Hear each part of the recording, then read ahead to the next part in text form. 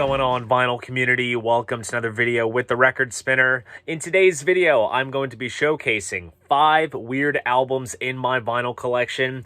I think it is safe to say that in anyone's record collection, there is a small selection of records that stand out like a sore thumb due to perhaps their novelty nature or the fact that they just seem to not mesh in with a person's record collection. Now, that is not to say that record collections can't cover a wide variety of genres. They are purely reflections of what people are into, and it is all entirely subjective. But I think that this concept can be adaptable to anyone and their respective collections. If you are a longtime viewer of my channel, you know that I am a huge progressive, hard, classic rock type of guy with a lot of newer indie bands and everything else sprinkled in between. And with that said, when you see the records that I'm about to show in this video, you can see how these records can be deemed as being weird in contrast with what I regularly listen to. So enough of the chit chat, let's jump into what this video is all about. First up is perhaps one of the most challenging albums to listen to. It is definitely a must for any appreciator of music, and that is Captain Beefheart's Trout Mask Replica. This album brings together elements of R&B, garage rock, blues, and free jazz, and it stands out for being one of the archetypal experimental avant-garde albums. And while stylistically it is so varied, the use of interesting polyrhythms and polytonality makes it so challenging to listen to, because to perhaps the common music listener, they may disregard this album as just pure utter noise. And in all honesty, in regards to the vinyl format, this particular pressing that was released through the Third Man Records Vault subscription service was a must-own because it comes pressed on this sort of fish scale colored vinyl. And even if one didn't like the music, the pressing alone is art. Just look at it. It is so eye-catching and gorgeous. But because I am all for sort of bending the comfort zone of my musical tastes, I had to give this album a shot. And upon the inaugural listen, I did hear the music in the music, if that makes any sense. It's so tough to explain, but you could definitely make some sort of sense of what is going on musically within the songs, but it is so obscured by what I can describe as auditory chaos. One may think that this music wasn't made for human consumption, but if you find yourself appreciating material by the likes of similar artists such as Frank Zappa, which is funny that I mentioned him because this album was released on his own label, Straight Records, then you can definitely make sense of this. But for someone who has never delved into the avant-garde genre, it is going to be a total assault on the senses, but regardless, it's an album that you have to hear at least once. Next up, we are going to be continuing onward into the avant-garde direction with Two Virgins by John Lennon and Yoko Ono. This album consists of various tape loops, different instruments played by John, sound effects, and other recordings accompanied with Yoko's traditional screaming vocals complementing the various sounds being played. Now, the reason why I can appreciate an album like this to some extent is because I am one of those fans that really appreciates what the Beatles were doing with a track like Revolution 9 off of the White Album.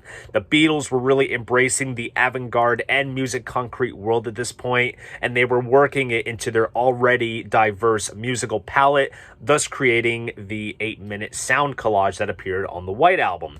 But John was the one member to really push it to the max, because this album is significant because it is the first instance that a Beatle was to do an album without the assistance of the other members of the band. Now, the tape loops and everything are very fascinating to listen to because it is constantly shifting, and while listening to it, you have to almost concentrate on what is going on. But what throws you off the track, and I can testify to this, is Yoko's vocals. Call it art, call it expression, but it is certainly not for everybody. But with that said, this album is certainly not for everybody. Like I was saying with Trout Mask Replica and music made for human consumption, this album, along with the other avant-garde albums that John and Yoko would make, were more so exercises in ways to document their relationship. Hence why the full title of this album is Unfinished Music #1, Two Virgins. The intent of this unfinished music series was to document their lives together on record. Sentimentally, it is a nice idea for just themselves to enjoy, not so much the public. So long story short, if you find yourself skipping Revolution 9 when you listen to the White Album, it is safe to say that this excursion into solo Beatles territory can be approached at a later time. Next up, we're going to tiptoe through the tulips with God Bless Tiny Tim. Now, say what you want about Tiny Tim. His falsetto singing style is so recognizable, and he was really bending gender norms with his highly androgynous appearance before it would get embraced by other artists down the road in the future. But when you boil it down, Tiny Tim was almost like a musical historian. His love for early 1900s music, especially crooners such as Rudy Valley, was evident in his work, and I think it's so easy to disregard the music of those older times, but at the end of the day, it is history, and he embraced it in every single way.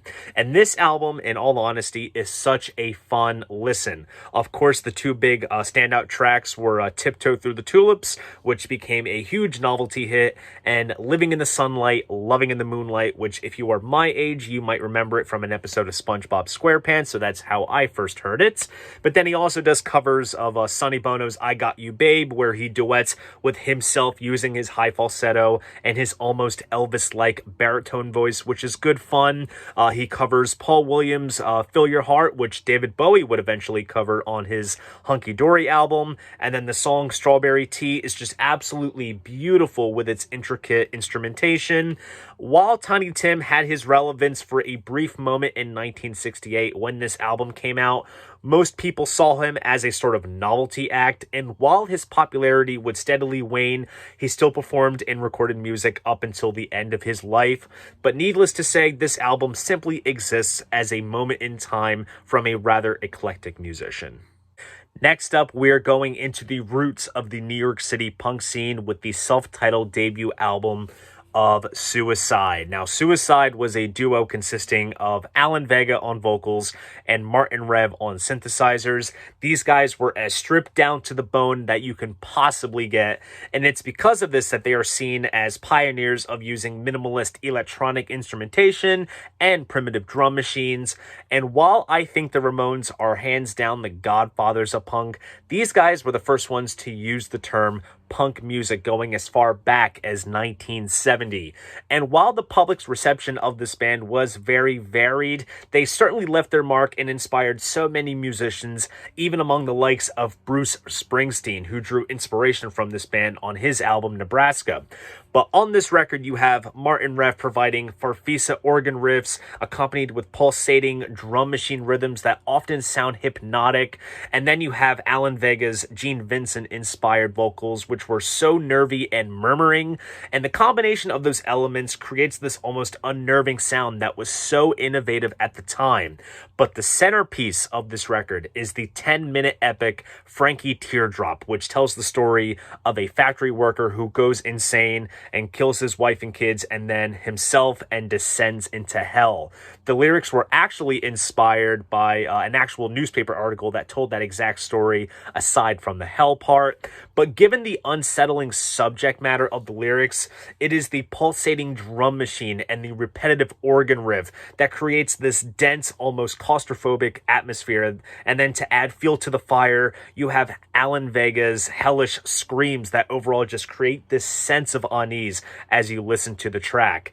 It's certainly a track that you may need to hear only once, but this track certainly has a sort of legacy because comedian Tom Sharpling had a segment on his radio program, The Best Show, called the Frankie Teardrop Challenge, where he would challenge people to listen to the song on headphones at nighttime while alone and let fans call in talking about their experience. And I must say, while I've never done this challenge, I can see how it could almost be impossible to get through. But anyway, I digress. This album is certainly a mark on punk history, but surely is one of the most unnerving albums to listen to. The last album I'm going to be showing you guys in this video isn't so much weird genre-wise, but the aura surrounding this album is quite superstitious, and that is an album by the band Coven called Witchcraft Destroys Minds and Reaps Souls. Now, at the time when this album came out in 1969, this was one of the earliest instances of occult imagery being worked into rock music. So yes, this certainly does predate Black Sabbath, but not to get off topic, since I mentioned Black Sabbath, kind of interesting how the bass player is named Oz Osbourne and the first track on this album is called Black Sabbath. But anyways, I digress. While the lyrics are full of references to hell and the devil, musically it is very much in the vein of psychedelic hard rock with a few hints of progressive rock. So musically, this is up my alley, but depending on the person, the subject matter of the lyrics can turn someone off. Personally, I see occult imagery in music as a very tongue-in-cheek way to entice listeners and fans, and I don't mind it personally. But where this record takes a bit of a weird turn is the B-side, which features a track aptly titled Satanic Mass, and that is exactly what entails with it. It is a recording of a full-on satanic mass. And according to the liner notes in the sleeve, it states that it was the first black mass to ever be recorded in words or audio, and it was also the first time that the Latin phrase Ave Satanas or Hail Satan was used in occult rock music. Now, if you are at all superstitious, it's perhaps best to stop playing the album at that point, or at least listen to it not while you are alone or in an environment that will fuel your sense of unease. Personally, I've listened to this track once, and like I said before, it's very tongue-in-cheek. I have attended Catholic masses growing up as a kid, so I saw the parallels, but obviously the intent of this track is worshiping an alternative godly figure. So depending on the person, this album is completely inaccessible. But to sum it all up, I dig this album musically, and I can bypass the lyrical content and what it all means, but it surely gets weird towards the end. So there you guys go. Those are 5 weird albums in my vinyl collection. Here is a question for you guys. What weird albums are in your vinyl collections? Please drop a comment down below. I'd love to know. If you enjoyed this video, please go ahead, give it a like, subscribe to the channel. And if you want to support this channel, be sure to check me out on Patreon. See you guys in the next video. And most importantly, keep the records spinning.